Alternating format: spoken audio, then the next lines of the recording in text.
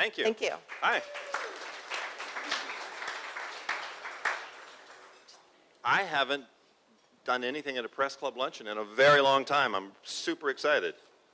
And you're not complaining about desserts, which is what we used to complain about the old days, or many of the 19 million venues that we tried to hold the events in.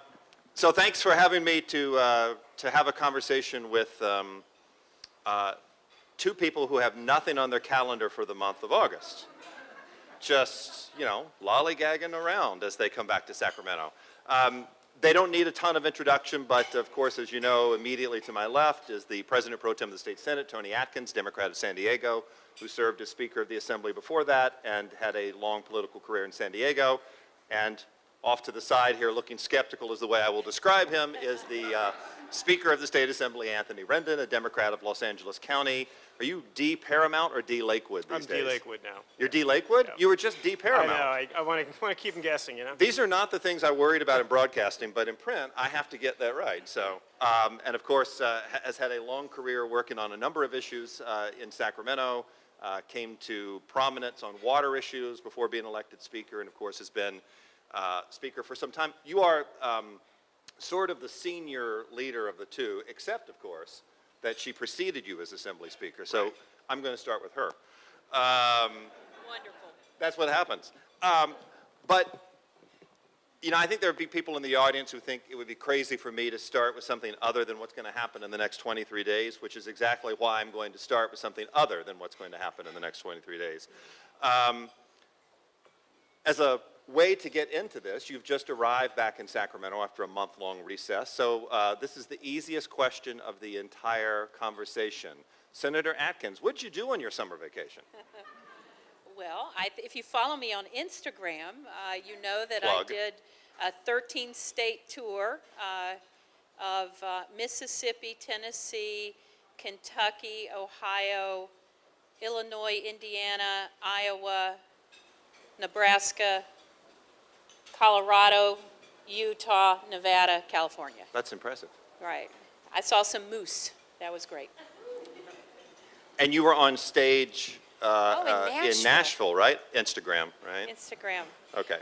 Yes. He offered to let me sing, but I thought better of that. So. And Mr. Speaker, how did you spend your summer vacation? Not nearly as interestingly. I read a lot. My wife is working on her doctorate, and she was in final exams, so I helped her get through that. What did you read? I read Chemistry by Weiki Wang, which won the Hemingway Pen Award for first-time author. I was going to read Gertrude Stein's Making of an American, but it's 900 and some pages, so I just reread Tender Buttons by her, which is 100. And then is your colleague Melanie Mason here? No, she's not. Okay, because she Shout out. recommended an author, and I hate the book, Donna Tartt, Goldfinch. She recommended Donna, there's a disagreement between us. Book. She said she recommended that I read Donna Tartt, any Donna Tartt book. I bought Goldfinch. I texted her saying, I hate this book. And she said, I hated it too. She said, you should have read one of her other books. So I'm about halfway through that. And I'll finish it just so I can mock Melanie. We write that down as Yeah, well. exactly. All right, so let's get to what's going on this month. I mean, we've got a lot to talk about, not only what's happening this month, but kind of a little bit of what has happened in 2018. And of course, it's a two-year session, so I have a feeling we're going to talk a little bit about what the legislature's been doing the last couple of years.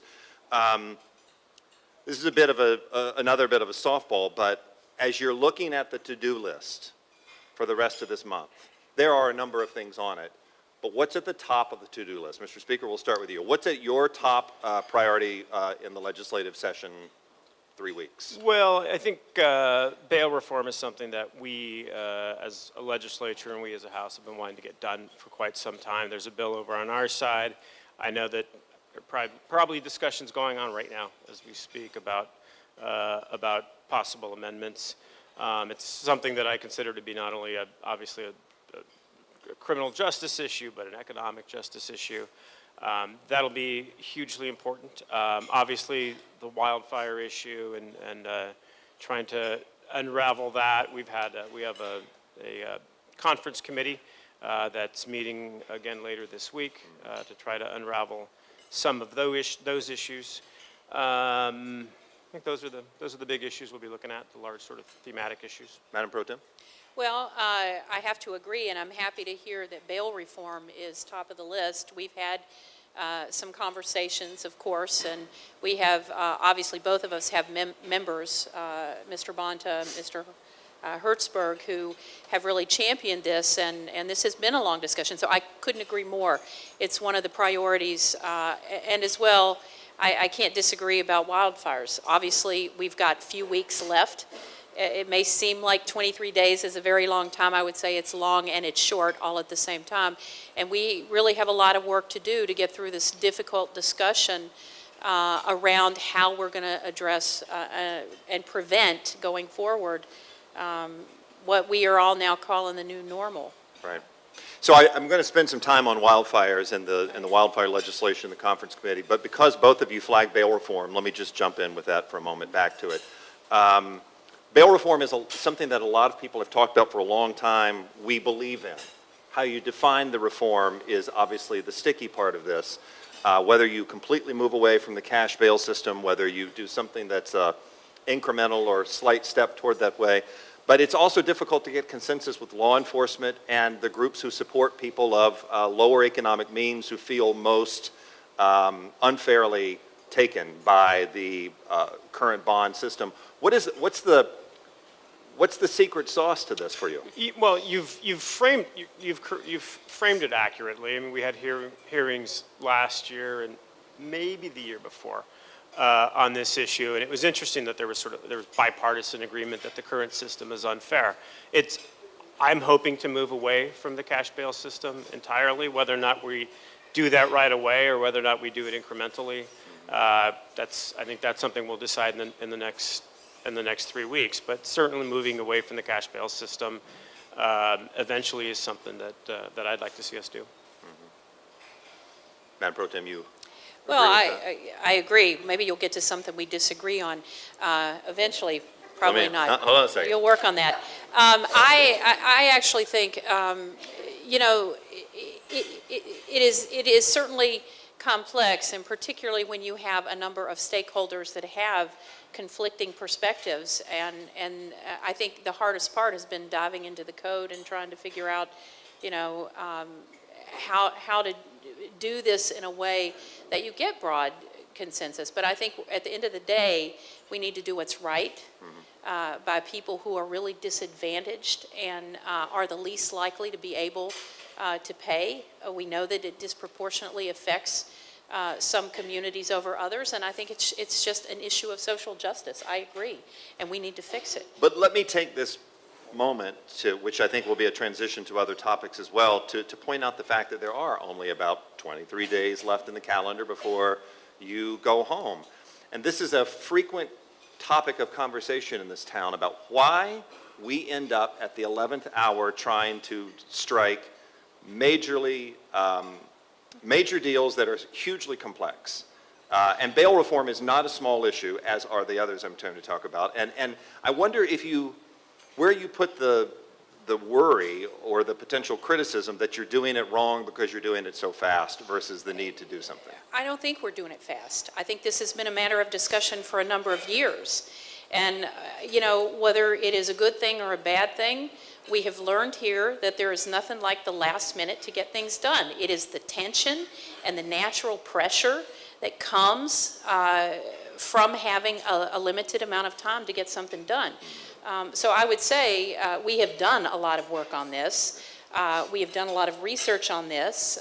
So it isn't just something that's going to happen at the last minute. It may come together at the last minute, but I think you find frequently that's what happens when we're dealing with real serious issues, because that's what forces the parties to realize we do want something done, and it really puts us on the spot to move on. Slightly different tack, Mr. Speaker, before I move to the other policy issues. The procedural rules of 3 days in print now, the Prop 54 72-hour rule. helped or hurt that process at the end of session? I'm not sure that it's done either. It seems as though the Wednesday is the Friday now. It seems like Or the Tuesday is the Friday? Tuesday is the Friday, yeah. The Tuesday, I'm good at math. It seems like the Tuesday is the Friday now, and we have to kind of get stuff done on that Tuesday in the last couple of days, or maybe matter of sort of slogging through a lot of bills rather than having to worry about the architecture. But I don't, it's, as the pro tem said, maybe it's human. I mean, I worked in academia where students were doing their papers at the last second. I worked in the nonprofit sector where people are, finishing grants at the last second. Maybe there's something relating to human nature. But the consequences are bigger the than what you do consequences now. are, yeah, no, the consequences are much bigger. But I mean, I think the extent to which things may quote unquote get done at the last minute just happens 72 hours earlier. Okay. So let's talk about wildfires. We've said that we were going to talk about it. We're in a state of crisis in a number of places in the state. Obviously, the folks in Redding and in Lake County have seen a tremendous amount of this. We've had Southern California, and of course some of that in the last few hours even toward the Inland Empire.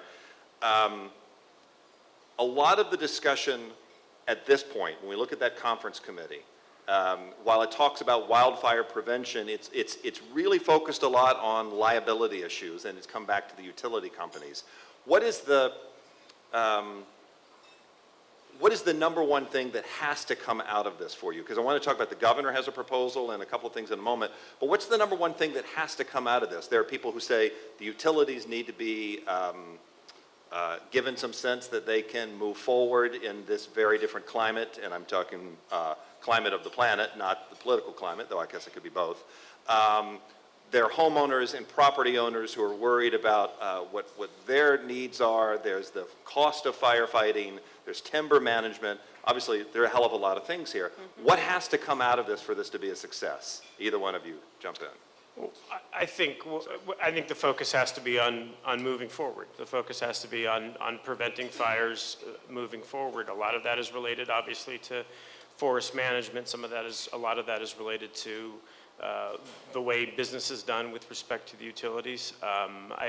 There are a lot of other factors. I've been very clear. We're not going to bail out PG&E or anybody else. This is about moving forward, and this is about looking at the future of fires and of fire management, and of making sure that some fires will occur in the future. Yes, we understand that, but to try to minimize those. You know this well in San Diego, Madam Pro Tem. Absolutely. I feel like we kicked the ball and got it started a decade ago. And I think that's why you see that San Diego Gas and Electric has really done a lot to try and address some of the issues, to be prepared. And in so much as even monitors in certain areas where fire danger is significant. I mean, their central system is incredible if you get a chance to go see it. But I do agree with Mr. Speaker. This is going to be a shared responsibility, shared pain. It is about prevention. We put this year into the budget more than we have ever put before. If it were a simple matter of money, we at least had it this year, the resources to put towards fire services. But unfortunately, that is not the whole story. It is every single one of the issues you mentioned, whether it is its prevention, it is our mutual aid system that we haven't yet gotten into, about it being stretched to the very limit. That is our firefighters out there, and we've lost firefighters. So I think it is every part of what you mentioned going into the question, and what movement do we want to see? We need to see some movement on each of these issues. And of course, there are numerous stakeholders, and we have to keep in mind the ratepayers. I mean, that's got to be paramount. Ratepayers, public safety, protection, and we really have to look at our state-of-the-art system, which is now being stretched to the gill. These are not easy conversations. You did not mention in that list utility companies. Well- And so, to that point, sorry if I just jump in, but to that point, the utility companies say, we need to change the system of inverse condemnation. I love phrases that I never thought I would say in this job. It used to be ERAF, and it was Test 3, and now it's inverse condemnation. But they want a different system. They think the legal structure of responsibility is too much of a burden, too onerous for them in the climate change universe that we're in with these fires.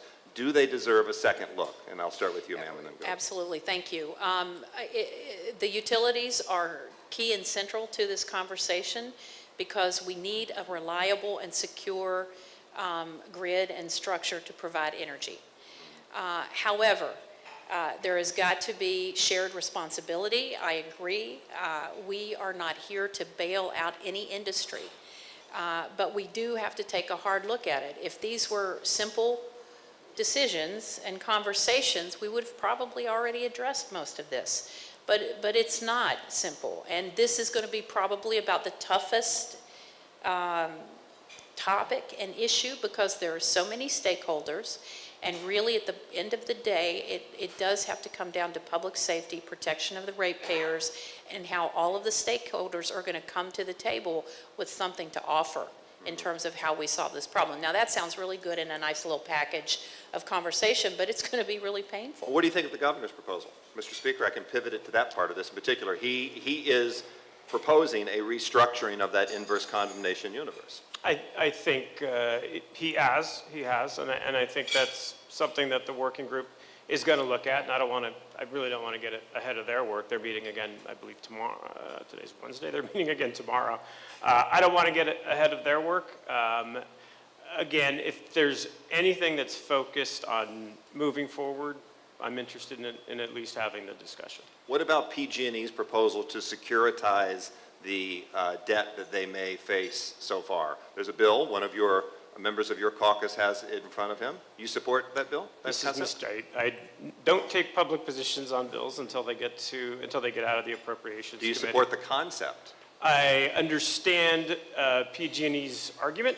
And what do you think about that argument? I'll let you know after the bill gets out of the appropriations committee. Will it get out of the appropriations committee? Because you just said after it gets out. I don't know, she isn't here. I don't see the appropriations chair. That's the beauty of politics. It's a great, we'll see. I mean, I'd hit that sucker a couple more times, that topic, but I won't. Madam Pro Tem, what do you think about the idea of helping these utility companies, whether it's PG&E or someone else? Well, I think you have to define what help means. I said everybody needs to come to the table and bring something to the table. And I think that all of the pieces that have been put forward need to be on the table for the discussion. Now, whether that's how it comes out, that's why we have a conference committee. It's why we have a proposal from the governor, something for people to react to. People expected him to give a proposal, he did, and now you're going to see a reaction, and that's what the discussion is all about.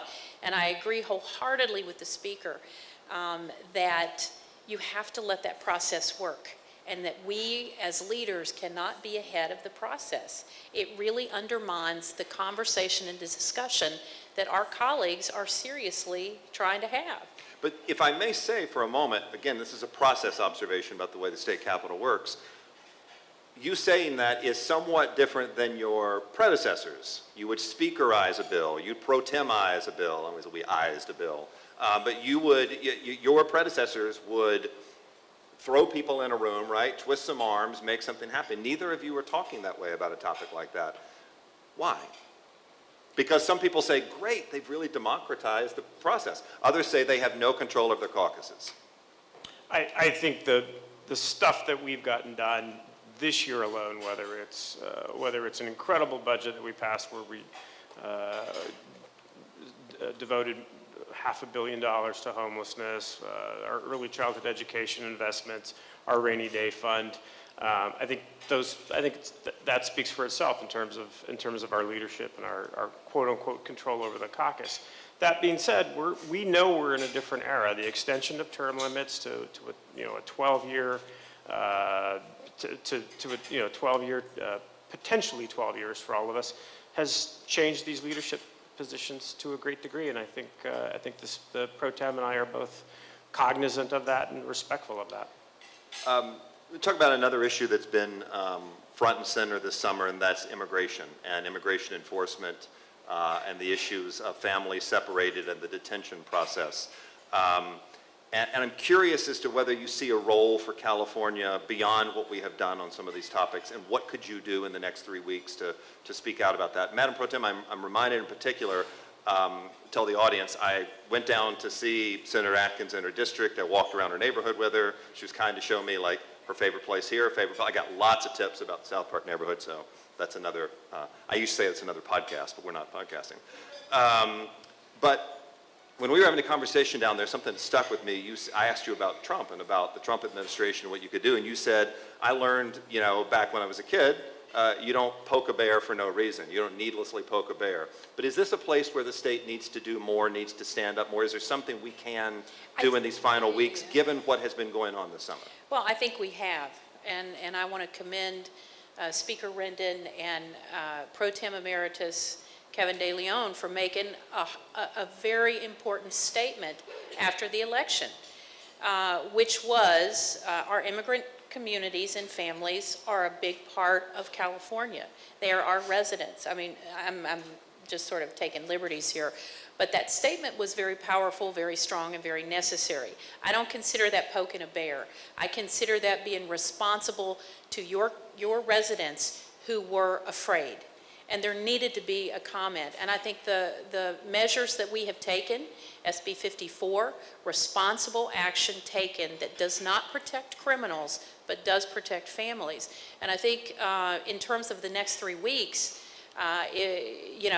it's a short time, and recognizing that Tuesday, Friday thing, I do think if there's something more we need to do, I think we will work together to do it, and I don't think that's poking the bear. I think it's being responsible to our residents, and I think we have done a lot. We have put resources together. We have made the statements we need to say. We have supported SB 54. The courts have proven that we are pretty much on solid ground, so I think we are working to do everything that we can to support our residents. Anything additional on this topic you'd like to see in these last weeks, Mr. Speaker? We're definitely, first of all, I agree with the stuff that the Pro Tem has said, and there's a difference between poking a bear that's perhaps sleeping and not doing anything, and a bear that's poking you and your family. I think that's the distinction here. We're very supportive of the Attorney General and all of his efforts. Our caucus is huddled on this issue, and we had a resolution sort of denouncing this action. And what was really interesting was the bipartisan nature, not only of that debate, but also of the vote around that. And I think it says a lot about our Republicans, and I think really the true nature of conservatism. I don't think Donald Trump is a conservative. I have friends and colleagues in our legislature who are conservatives. Donald Trump is not a conservative, he's something else. But I think it's quite clear that we're doing a lot, and as the Pro Tem said, we'll continue to do more. You are policy leaders, but you're also political leaders of the California Democratic Party and leading Democrats in the country as a result, given the size of the state. Talk politics for a moment, both of you, for a minute, and the fall elections, the midterm elections, and I'm casting a wide lens here, or wide net, so to speak, in terms of the national dynamic, what Democrats can do. There's also a conversation about Democrats overplaying their hand or playing the wrong message in this particularly divisive time that we live in. What do you think the outcome looks like? What can Democrats do to, take back control of one or both houses in Congress? It's not your house, of course, but being political strategists, play it out for me for a moment. I think this question, to an extent, I think begins with the previous question. We've seen last night in Ohio, the results there, all over the country, really. We've seen that Donald Trump has kind of thrown a lot of districts where Democrats have traditionally not been competitive. They're suddenly quite competitive.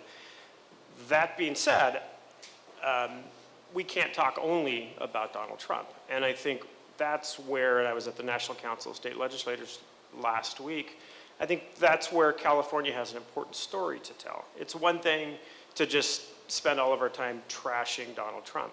That's probably a good way of getting people's attention, but that's not enough. To talk about what we've done as a state, whether it's the $15 minimum wage, whether it's cap and trade, whether it's all that we've done with respect to early childhood education, I think people want to know what you've done affirmatively. So for us, our message as a caucus is going to be, yeah, we hate Donald Trump and we're opposed to everything that he's in favor of, but look, here's this alternative vision. This is what we're doing.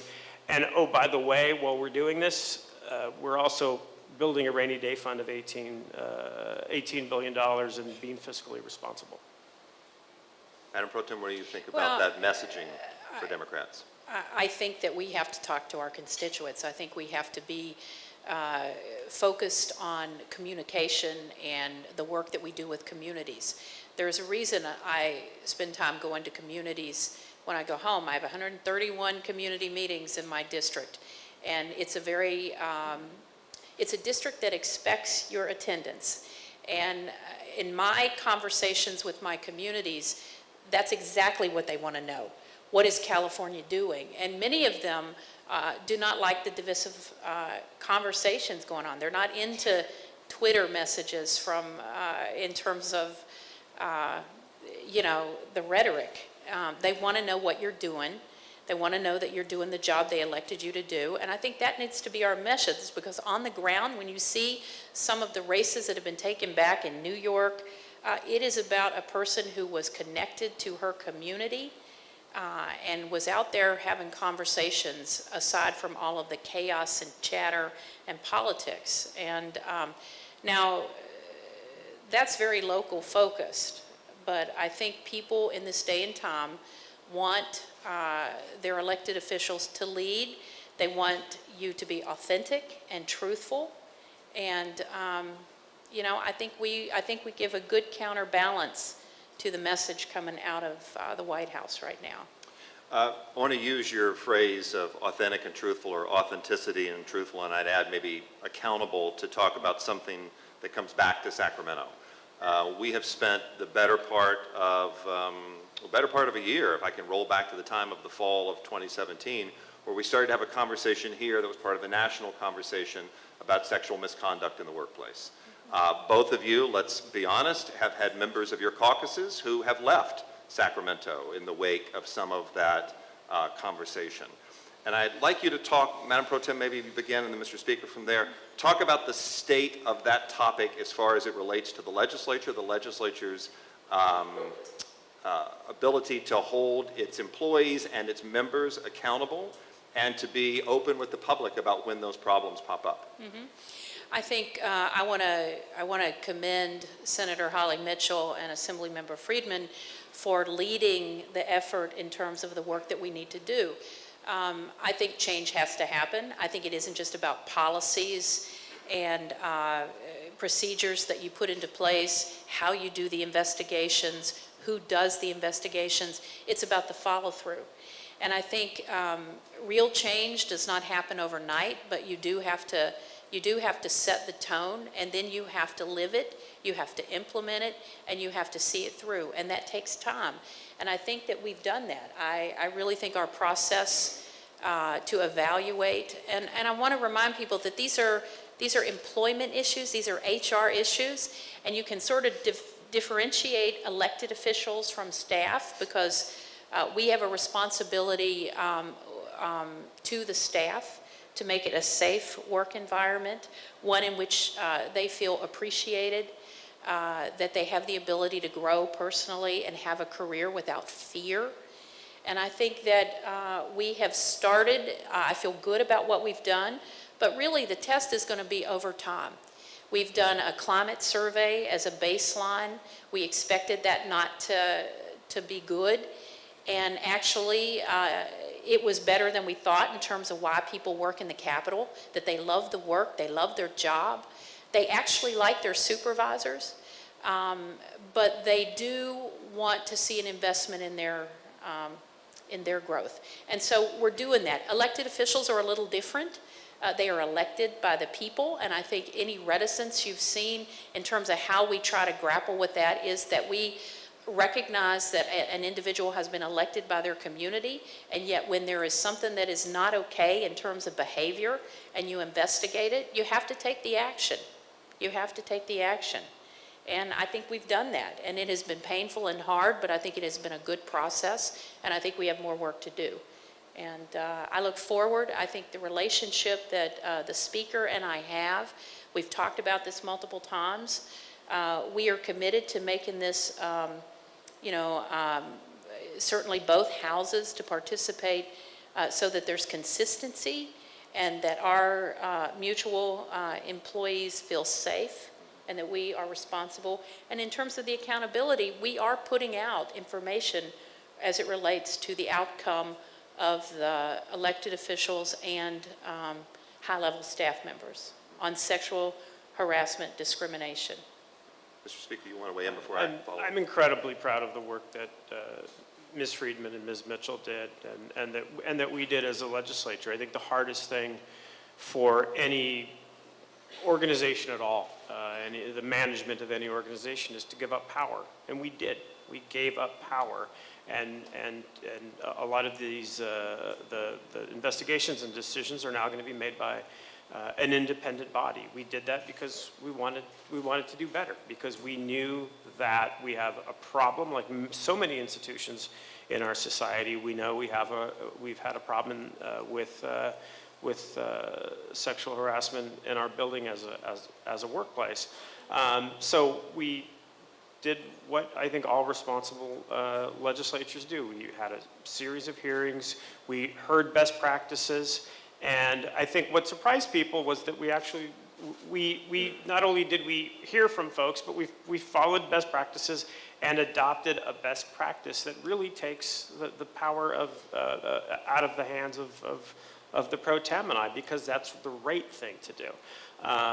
And Ms. Friedman was at a convention recently with these legislators from all over the country, and she talked about what she had done, and they mobbed her and said, how were you able to do this? And it is ultimately, I think, perhaps going to be our this year's biggest accomplishment.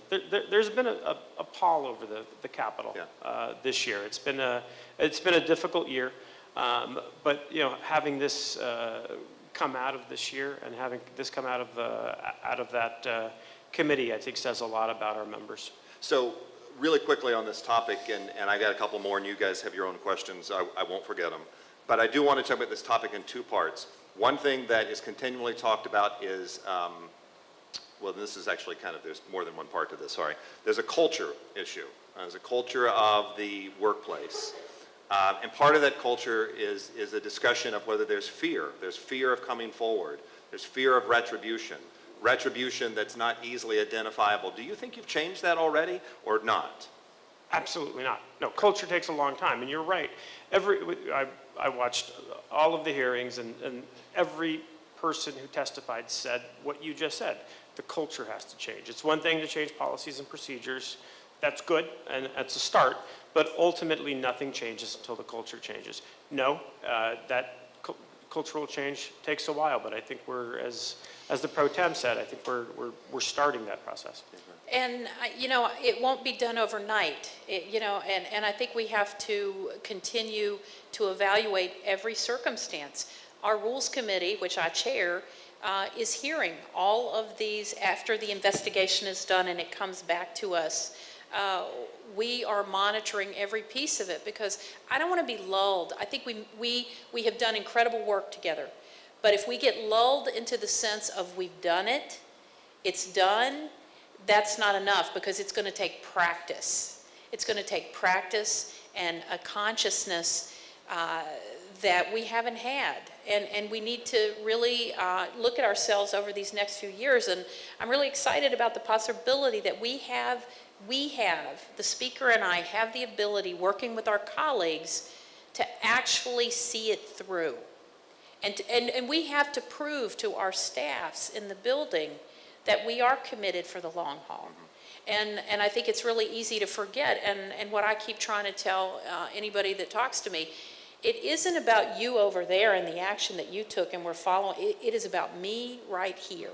And every single interaction and every single way I approach a situation, it has to be internal, it has to be individual.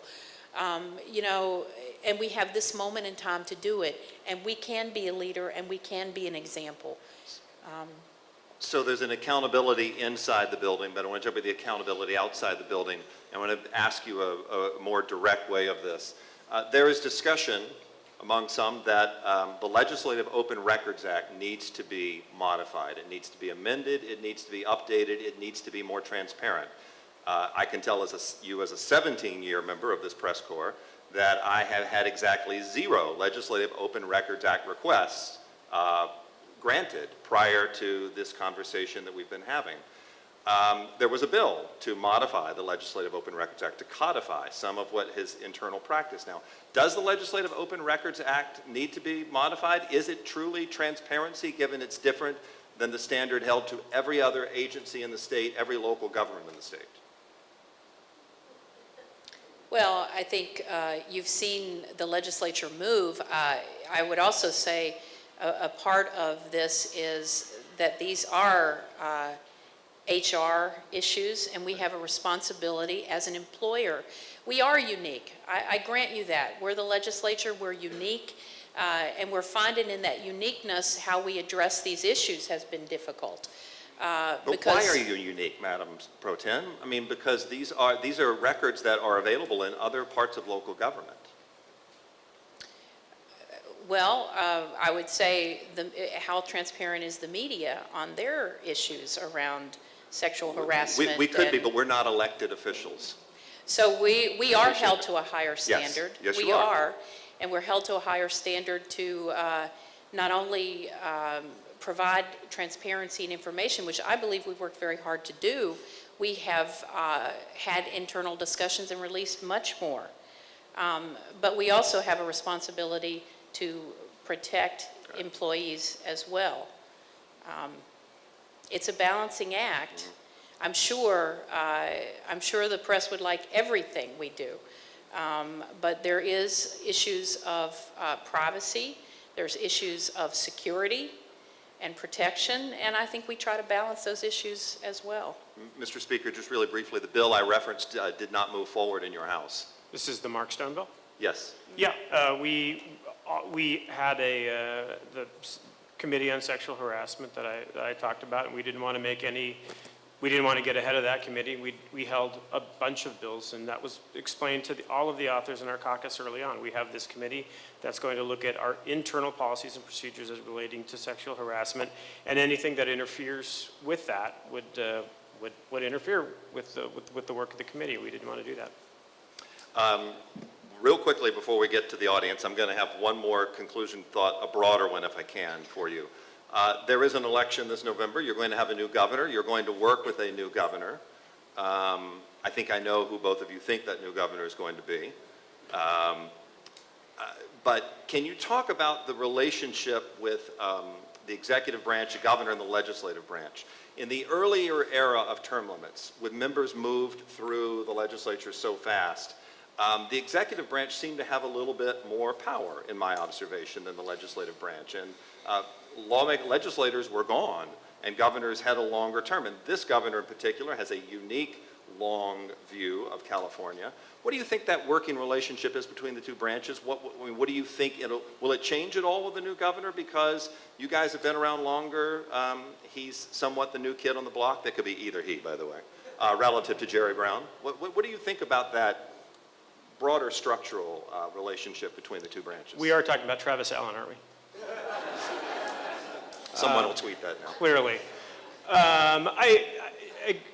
One of the things I talked about earlier today, and I think the Pro Tem and I either talk about it or it's sort of silently sort of always out there, is the extension of term limits, the fact that we're going to be here for 12 years. I think that definitely changes the balance of power, whether it's Jerry Brown, Gavin Newsom, or John Cox. John Cox? Cox.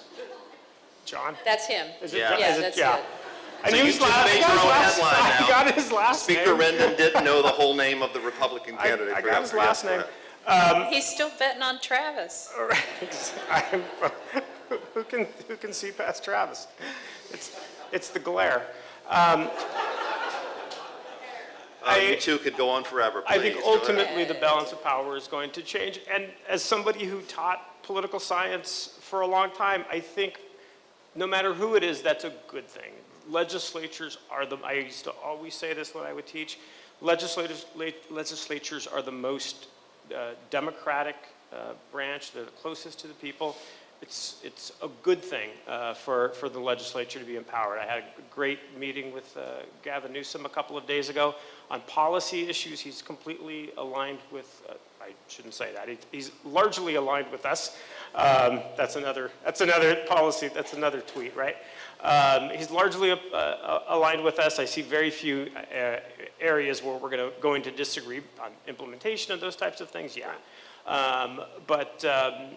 But ultimately, I think I do see the balance of power changing just because we've been here for a while, we're going to be here for a while. Senator Atkins, you want to take a quick thought, and then we'll go to the audience?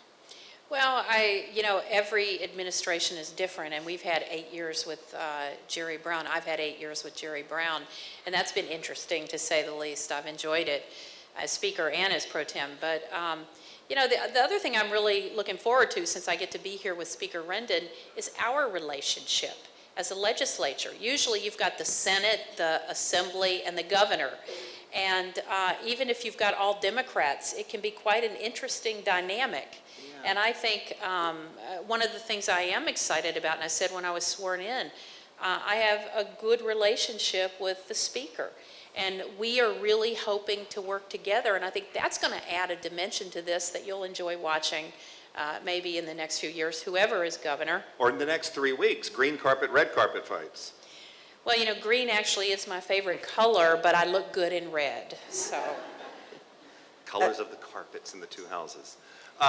We ready? Laura. I'm behind you. She's over in the here. corner. Sorry. Hi, so we're gonna do questions from the audience, preference to working journalists first. When I get to you, please identify yourself with your name and your organization. So let me know who has a question. Oh, I've got one right here. Hi, Sophia Bollag with the Associated Press. I want to follow up a bit about the discussion about transparency regarding sexual harassment complaints. You guys have touted the work you guys have done to release information about these investigations, but the policy that you have in place is not codified in law. And so it's something that, even if you guys continue to follow it, that your successors could ignore or change. Do you guys feel like the, policy that you guys have implemented in terms of releasing documents is strong enough? And are you guys considering any changes to that policy or any, work to make it stronger or codify it in law or anything like that? As the Pro Tem said, we have a balance to strike. As an employer, we want to make sure that we keep, that we maintain our personnel function, our HR function. I ran nonprofit organizations for 20 years, and to do what we're doing, which is when there's a verified case or when there's been a decision has been rendered and someone has been found, I don't think we use the word guilty, but found to have been more likely true than not of someone having done something, either a member of the legislature or a senior manager, we release the name. I think that level of transparency is something that I'm comfortable with. Substantiated claims we are releasing. I think when we are going to be busy over the fall implementing our new review panel. We're working with the Legislative Council at the Capitol, who represents works with both the Assembly and the Senate. So we are engaged in implementing a new process and system that, again, as Mr. Speaker said, gives away our power. And so, the accountability and that's inherent in what we hope to implement and get underway puts us a step away from it, and I think that provides more accountability. We'll continue to release the substantiated claims, which is a different way to hold the system, the institution accountable. So we will see as we implement this, and if there need to be changes, we are legislators. I mean, we have the ability to look at any proposal that comes before us legislatively and determine if that will add to any piece of this that addresses the issue. Taryn Luna from the Sacramento Bee. All of the good government groups came out today against AB 84, saying it weakens campaign finance law and allows you guys to have more control over special interest money. So can you tell me where you stand on the bill and why? This is the Mullen, I didn't hear the Yeah, bill, and it's the Mullen. Mullen bill? Yes. 84. 84. Yeah, I mean, this is a bill, like, in our house, for example, we had our hands tied when we had a great caucus member, Patty Lopez, who didn't receive the endorsement of the party. We wanted to do more to help Ms. Lopez, and weren't able to do that. This is, we've been talking about transparency and accountability. There's a lot of transparency and accountability measures built into this that I think are beneficial as well. So I think I think it's a good bill for two different reasons. So you support the bill, just to make, you said it's a good bill. Bill's not yet out of You said it's a good bill. Concept. There's good bills I don't support sometimes too for different reasons. Politics. Right. Oh, Laura's got back. Hi, Laurel Rosenhall with Cal Matters. There was an election yesterday for the Senate seat to fill the vacancy created by Toni Mendoza's resignation. Democrat Vanessa Delgado won, but she had indicated in the lead up to the election that she might not take the seat, that she might rather continue being the mayor of Montebello than serve as a senator for just a few weeks because she didn't make it into the runoff for the regular election.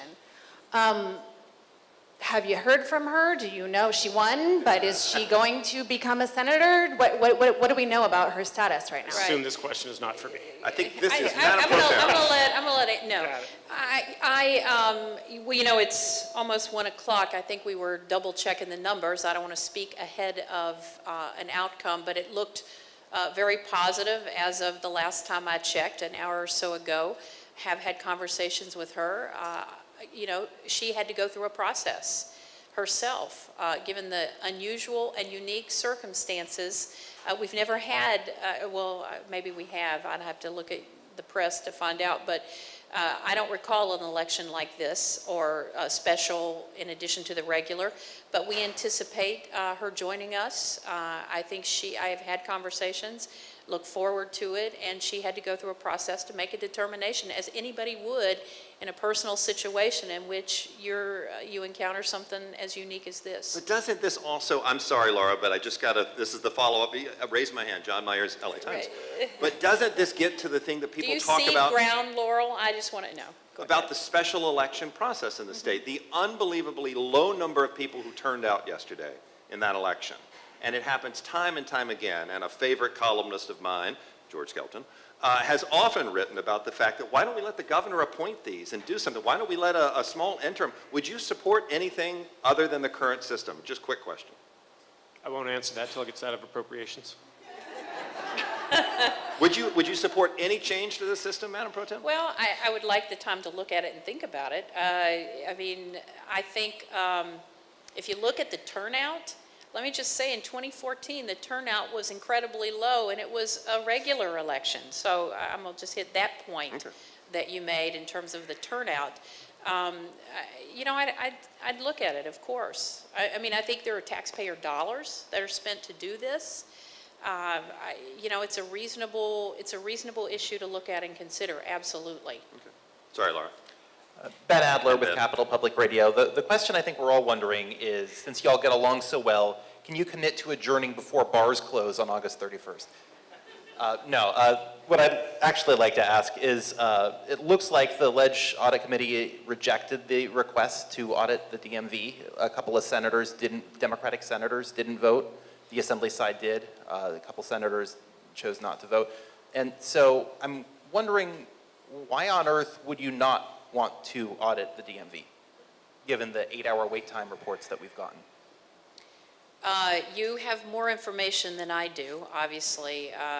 Are they, I don't know, are they still in session, still waiting to vote, or, I don't know, it's the was on Joint call when Legislative they began, Audit yeah. Committee, and the members on there obviously had a conversation and discussion about an audit that I'm not privy to. I didn't hear the conference. But, you know, we consider audits all the time. Some pass, some don't. I don't know what the rationale was. I didn't take a look at it. Maybe try the broader point about the problem at the DMV. Yeah. Isn't this something you need to do something about? This is the #1 place people interface with their state government. Yeah. And the Well, lines clearly- are out the door. Clearly, we need to look at issues around service and resources and efficiency. It's obviously why it ended up before JLAC,